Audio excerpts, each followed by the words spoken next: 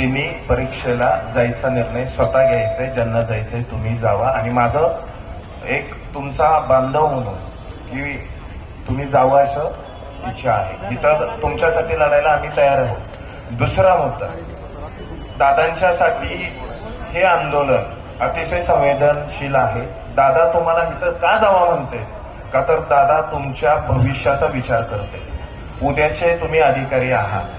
आता तुम्ही थांबला, आचारसंहिता आहे, परवानगीचा विषय आहे. इथं कसं आंदोलन आपण आज आयोजित केलं हे तुम्हा सगळ्यांना ज्ञात आहे, तुम्हाला माहिती आहे. एक मी आज ह्या आंदोलनाचं वैशिष्ट्य सांगतो तुम्हाला. पोलीस बांधवांनी सहकार्य केले, त्यांची परीक्षा बघणं हे बरोबर नाही. इलेक्ट्रॉनिक मीडियाचं दादांनी कौतुक केले. आज तिने, काल कोण होतं का, म्हणजे एक दोन चॅनल होते, त्यांच्या परिणतीने केलं, पण आज तिने आपल्याला न्याय दिला ना.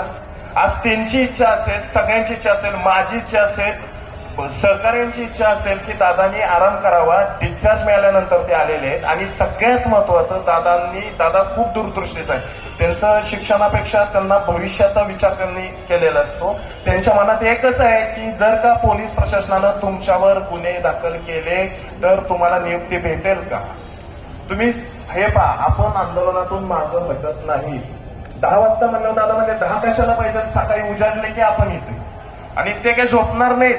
मी पूर्णपणे ओळखतोय. दादानी विनोदाचा मागाशी बात म्हणला की हे तुमच्यातलंच आहे का म्हणून. मी पूर्ण दादांना ओळखतोय. दादाचा स्वभाव मला माहिती आहे. दादा रात्रभर कुठल्या मंत्र्याला आणि कुणाला झोपून देणार नाही. फक्त माझी विनंती आहे, या आंदोलनाला गालबोट लागता कामा नये. जर का असं काही झालं तर परत भविष्यात पुढे येऊन अन्यायाला वाचा फोडण्याचं काम कोणी नाही करणार. आज त्या मी आज नावं घेत नाही, पण कुणी कालपासून प्रयत्न केले तुम्हाला सगळ्यांना माहिती आहे. हे सामूहिक काम आहे आणि आपल्याला सुदैवानं चांगलं नेतृत्व मिळालं या महाराष्ट्राला. आपापल्या घरी रूमला जावं. ज्यांना गावचे सेंटर आहेत त्यांनी गावी जाण्याचा निर्णय घ्यावा. कुणाची परीक्षा मिस होता कामा नये. आणि दुसरी गोष्ट, उद्या सकाळी दादा इथं स्वतःच म्हटले की मी आज रात्रभर प्रयत्न करणार, उद्या दादा इथे येतील. परत आपण नव्यानं उद्या आपण प्रयत्न करूया. फक्त त्याला गालबोट लागता कामा नये अशी मी तुम्हाला विनंती करतो. आणि सकाळी